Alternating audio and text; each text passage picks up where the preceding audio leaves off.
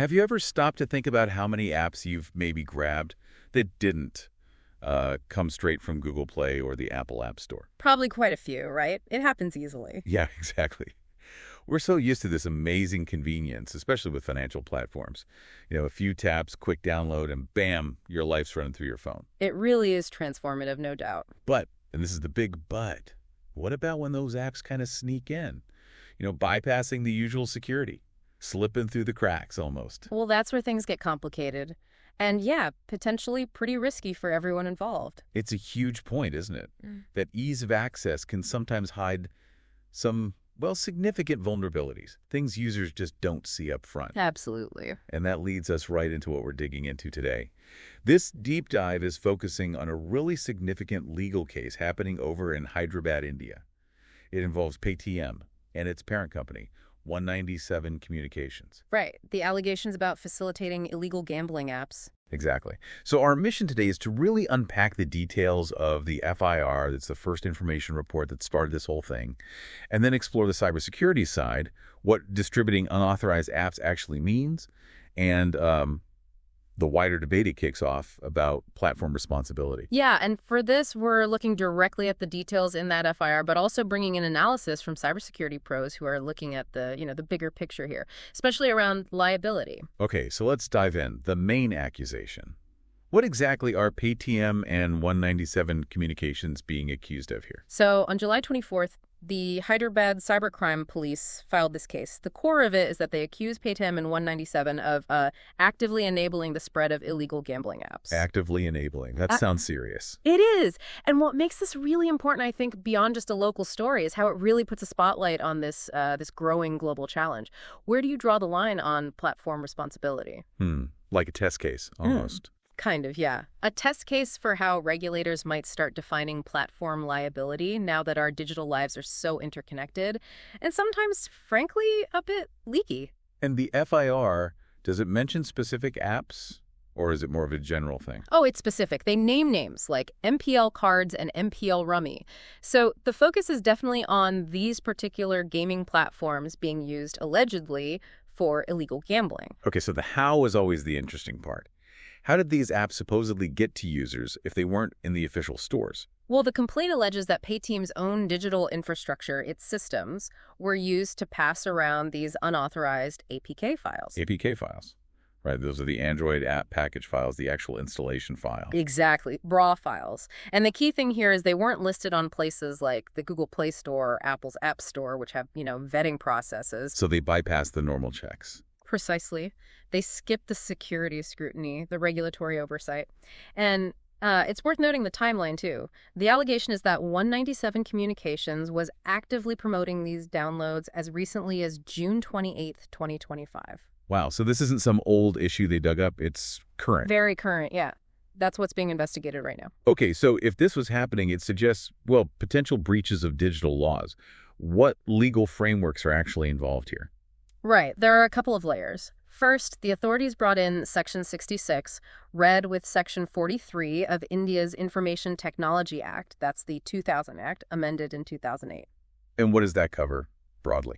Basically, it targets misuse of digital networks and unauthorized access to computer systems. It's quite broad, but it puts the responsibility on the platform for what happens using its infrastructure. So it's not just the gambling content itself, but the use of the network. That's a big part of it, yes.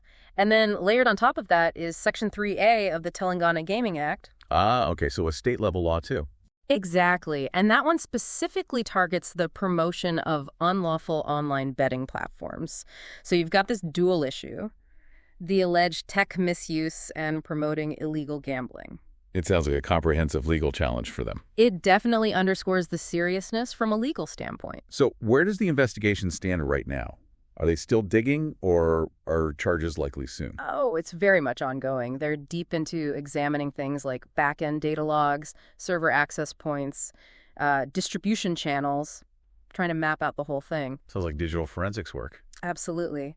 The cybercrime investigators are really focused on tracing where these APK files came from, how they spread, and user engagement metrics, like who downloaded what, when. And what happens next depends on that. According to the police, yes. Further action hinges entirely on what those digital forensic reports show. They'll be looking very closely at payment trails, user data access patterns, the whole digital footprint. Okay, and this brings us to something that really jumps out, I think, especially for, for us as users. The cybersecurity alarm bells. Why are experts so worried about this kind of thing beyond just the legal fight?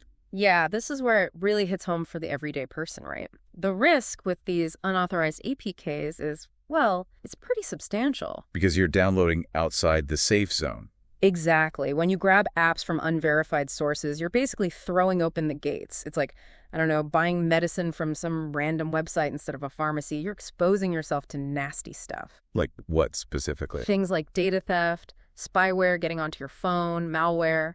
It's a real danger zone. It sounds like these unregulated apps just don't have the same checks we kind of assume happen with official stores. That's precisely it. I saw a quote from a senior cybersecurity analyst who put it plainly.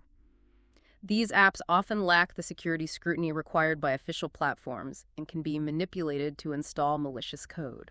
Wow. So it's not just a theoretical risk. Not at all. It's a genuine vulnerability. It can compromise your personal info, your financial details, your phone's basic security. I guess the takeaway is, ignorance isn't really bliss anymore, neither for the big tech companies nor, frankly, for us users. And it's not just the technical cyber risks either, is it? There's another layer here. That's right. Beyond the tech vulnerabilities, online gambling itself, especially when it's unregulated, carries significant risks. We're talking mental health, financial health, particularly for people who might be more vulnerable. So it's this convergence of issues. Mm-hmm. Digital security, legal compliance, and even social responsibility. Exactly. It's a multifaceted problem. In this case, as you said, it feels bigger than just Paytm.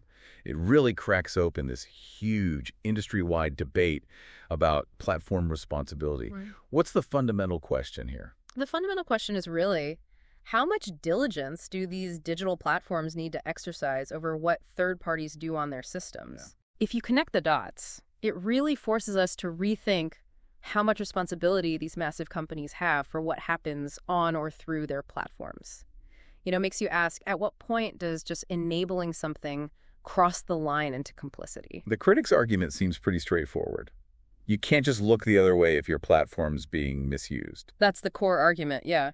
Critics say fintechs, or any major platform really, can't just plead ignorance when their systems are used for illegal or high-risk stuff. But I suppose the platforms might argue it's hard to police everything. Billions of transactions, app links. That is the counterpoint you often hear. The sheer scale is immense. Monitoring billions of global interactions, distinguishing good from bad content automatically, dealing with different laws everywhere, it is complex. True. But a case like this really becomes a focal point. It pushes that whole discussion about platform responsibility for content they host or facilitate right into the spotlight. It suggests that maybe just providing the pipes isn't enough anymore. Active oversight is increasingly expected. This whole deep dive really highlights this dual challenge we're all facing. You've got the amazing pull of digital convenience, the speed, the ease, managing everything via apps. It's undeniable. But then, boom, a case like this just smacks you with the critical need for really strong cybersecurity and, maybe crucially, real platform accountability. It's such a delicate balance, and it's constantly shifting. Cases like the one in Hyderabad show just how quickly that balance can get thrown off, potentially putting loads of users at risk through channels they implicitly trust. It really does make you pause and think, doesn't it? As our lives get more and more tangled up with these digital platforms, how much responsibility should, you listening take for checking the safety, the legitimacy of the apps you download, especially if they're not from the official stores? Mm-hmm. And maybe the bigger question, where does the responsibility of the platforms themselves truly start and end when it comes to stopping misuse and actually protecting their users?